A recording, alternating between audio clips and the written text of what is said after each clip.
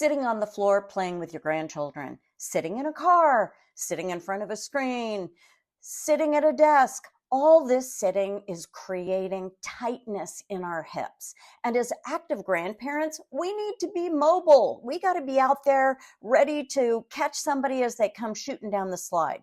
So I love this exercise. It's a great stretch for loosening up the front of our thighs. This is an area that affects our hips, and it can affect our lower back as well. So many times we're experiencing lower back pain, but it's really tight hip flexors. So to do this exercise, you can get all the details in the caption, but you're basically going to find yourself a spot at a bench or on the floor to stretch out the front of your hips and really loosen those hip flexors. And then do a gentle forward fold over to loosen up that lower back. I mean, grandparent back, it's a real thing.